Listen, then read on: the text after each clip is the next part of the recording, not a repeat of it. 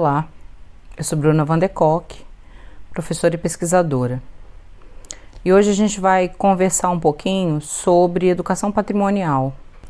Entender a importância, como funcionam as leis, como é que isso se dá na prática. É isso que a gente vai conversar um pouquinho agora.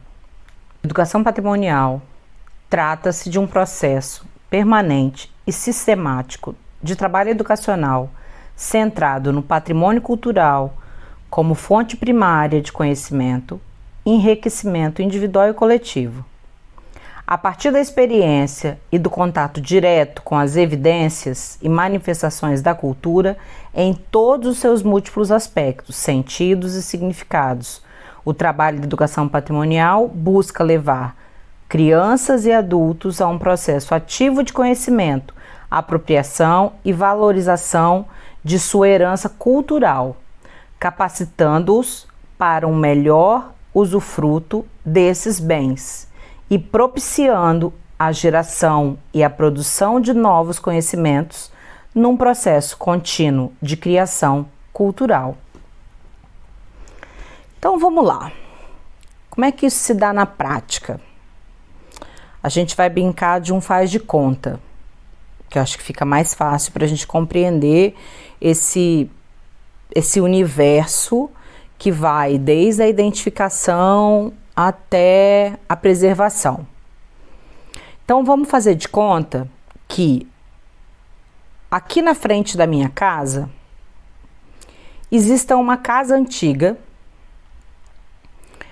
que é muito antiga na região e já não é moradia de ninguém, não pertence, a gente não sabe de quem pertence.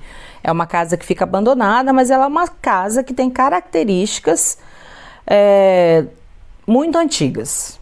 Eu não sei quantos anos ela tem, não conheço, mas eu olho para aquela casa e começo a me perguntar, gente, desde que eu me entendo por gente, aquela casa esteve ali. Tá, ela esteve ali. Quais são as memórias que eu tenho com essa casa? Ah, a gente brincava do lado de fora dela, ou uma árvore que tinha na frente dela fazia sombra, a gente brincava de bolinha de gude embaixo. Muito legal. E aí eu conversando com os meus vizinhos, perguntando se eles conheciam os donos daquela casa, os mais antigos se conheciam, quem já morou ali, se sabiam qual foi a data de construção. E aí eu começo a pesquisar sobre essa casa. E aí de tudo que eu vou pesquisando no sentido conversando, falando e perguntando e questionando as coisas, porque eu sou essa pessoa, né, que pergunta, que questiona. E aí os vizinhos vão me dizendo, nossa, era seu Antônio comerciante, que morava nessa casa. E aí eu, mas ele sempre morou ali? Nossa, a casa da família dele há muitas gerações. De quanto de gerações, assim? Não, era do tataravô dele. E aí eu faço os cálculos e penso, nossa, a casa é do século XVIII. Então, 19? Não sei. Vou continuar pesquisando. Só que antes da minha pesquisa, a minha conversa com esses moradores gerou um burburinho, gerou uma confusão. Por quê? Porque ao perguntar sobre a casa, todos tinham lembranças sobre aquela casa, a casa do seu Antônio, que foi o último morador. Então, assim, todo mundo falava assim, nossa, mas era uma casa tão linda, tá tão abandonada, era uma casa tão maravilhosa. E cada um tinha uma história muito emocionante, ou muito tocante, ou com muito afeto para falar daquela casa. E aí, pesquisando, documentação e tudo mais, a gente descobre que essa casa realmente é uma casa muito antiga, uma construção muito antiga e tudo mais. Juntamos esse material, né? Conseguimos lá um imobiliário, descobrimos de quem é a casa, Só que nesse meio tempo dessa pesquisa histórica da casa, eu, que comecei a confusão, começo a perguntar aos moradores qual é a importância que a casa tem para eles. E eles me perguntam, importância como? Ela é importante como? Ela não é minha casa. Eu, sim, ela não é sua casa, mas como é que ela é importante para você? Nossa, memória, as minhas memórias, eu dei meu primeiro beijo ali, eu jogava bolinha de gude, brincava de pique-pega, escondia atrás da casa. Nossa, muita coisa, muito afeto. Eu tenho muitas memórias daquela casa. Continuava a pergunta, essa casa é importante para você? Nossa, muito. Mas como assim importante? Ela é importante, mas não é sua. Não, ela é importante. Ela é importante porque eu olho para ela e eu lembro de todas essas coisas. Então, se vier um trator aqui agora, passar por cima dessa casa, derrubar para fazer um outro prédio, como é que vai ser? E aí todo mundo entra naquele desespero. Não, isso não pode acontecer. É uma casa que traz memória para todo mundo. Aquela comunidade, os meus vizinhos. E aí a gente vai ampliando esse grupo, decide que não. Que a casa do seu Antônio é muito importante para aquele lugar, para os meus vizinhos. Então ela fica ali na esquina e todos os meus vizinhos até então não tinham parado, não tinham se atentado para quão importante era aquela casa. E a casa era importante para a memória, importante para tudo que ela guarda, mesmo ela fechada, mesmo ela assim, muito feinha e tudo mais. Massa. Até aí, ok. Então vamos fazer o quê? Vamos esperar uma construtora vir, demolir a casa? O que a gente vai fazer? Não, vamos organizar comissões. Então, vamos separar comissões? Vamos. Seu José falou, vamos separar grupos.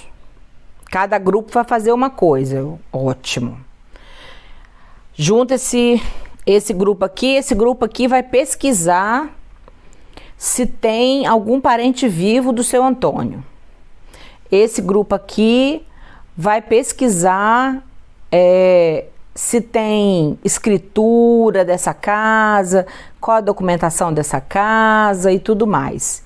E um outro grupo vai colher assinatura, recorte de jornal, vai conversar com as pessoas que ainda não estão, né, envolvidas nesse processo para ter material e dizer assim, nossa, realmente essa casa é muito importante para nós. E aí, será que é só para o nosso bairro, é para o bairro vizinho? Eles vão pesquisar. Então, temos 3 comissões, ou como o seu José chama, 3 grupos de pessoas. A partir desses levantamentos, a gente descobre que tem um bisneto do seu Antônio vivo. E esse bisneto não tem interesse de morar na casa. Até porque a casa está em ruína, num bairro que ele não tem memória. Ele não teve memória, né? O seu bisavô ali. Enfim, para ele aquela casa não tem importância. Só que para nós do bairro tem total importância. Então, quando a gente junta todas essas comissões ou todos esses grupos, reúne material suficiente, a gente vai fazer um pedido ao IPHAN, que a gente já falou, Instituto do Patrimônio Histórico e Artístico Nacional, no caso do estado onde eu estou, aqui do Espírito Santo, e vai dar entrada fazendo o pedido do tombamento dessa casa. Então, tombamento,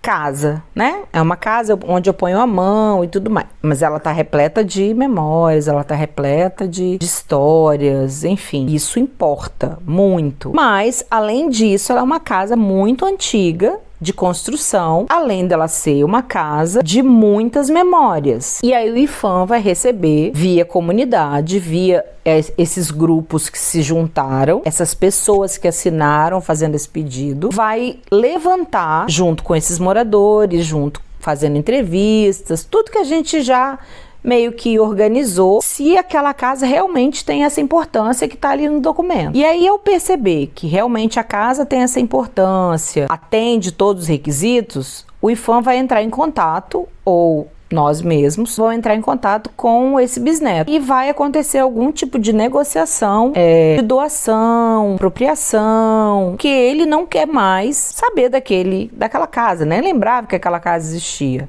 Então, para ele não tem importância, mas para nós tem. Tudo organizado, o IPHAN vai lá, bota a plaquinha, organiza, dizendo lá, imóvel tombado pelo IPHAN. Acabou aí? A casa não tá caindo aos pedaços? Não tá caindo aos pedaços, mas tá velha. Sim.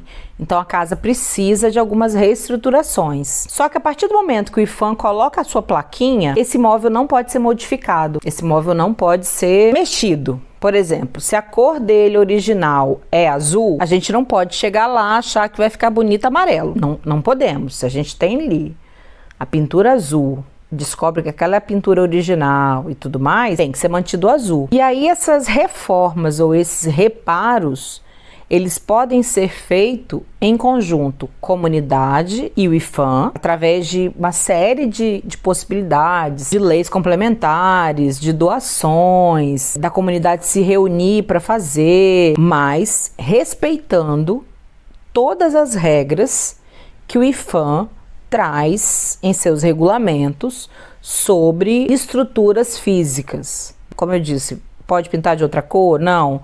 Pode demolir parede? Não.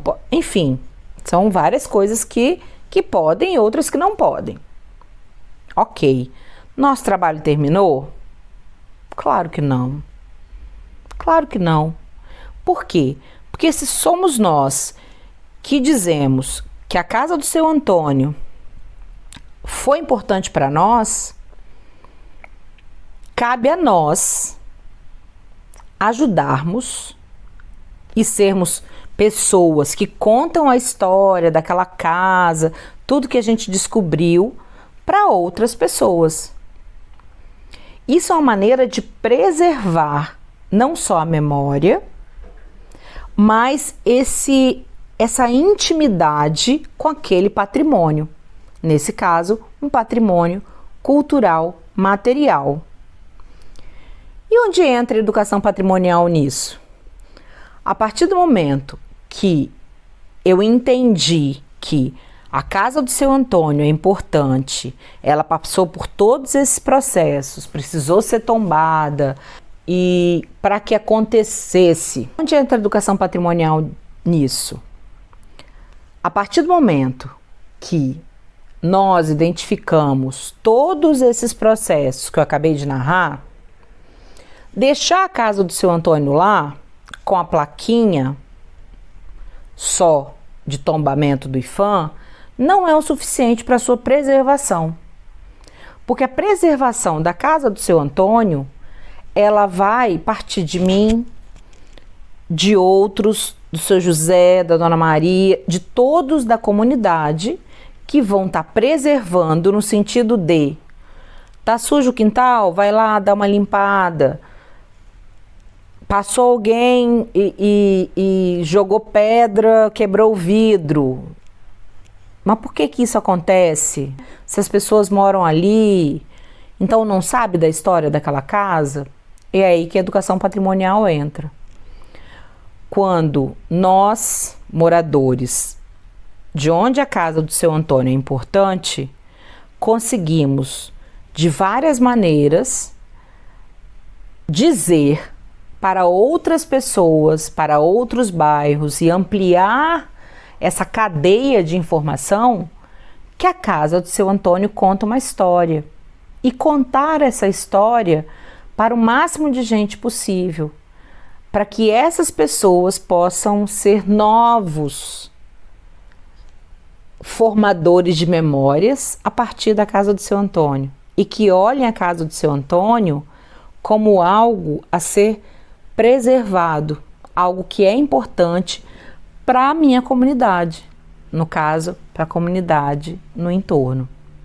Então, a educação patrimonial nada mais é do que juntar todas essas informações que eu tenho sobre um imóvel, sobre uma festa, sobre uma comida e tudo mais, como agente local, moradora do bairro, vizinha da casa do seu Antônio, conversar com outras pessoas e difundir, fazer fofoca sobre aquela casa, dizer a importância que aquela casa tem, o que acontecia naquela casa, como é que seu Antônio, ou o pai dele, ou o avô dele recebia, dava festas, como é que eram as festas, o que a gente descobriu nesse trajeto de pesquisa.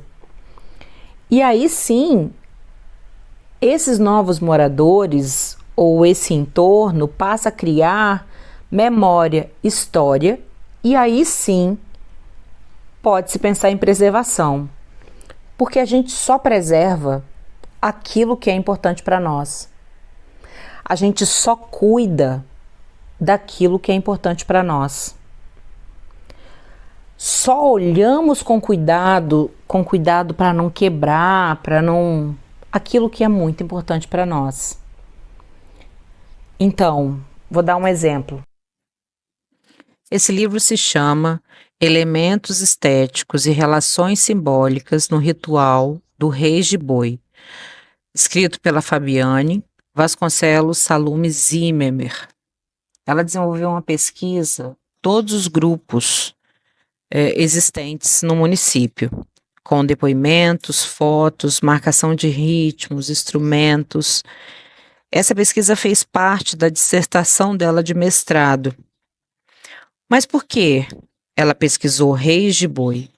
Porque para ela era muito importante compreender, lembrar, entender, verificar como esses festejos fizeram parte da formação de sua identidade, da sua memória, de quem ela era, mais ainda, de quem era aquele município, por que esses grupos foram influências diretas ao município de São Mateus, e pesquisando sobre isso, entender como cada comunidade onde esses festejos acontecem se viam e compreendiam o seu entorno a partir desses festejos. Então, para ela era importante.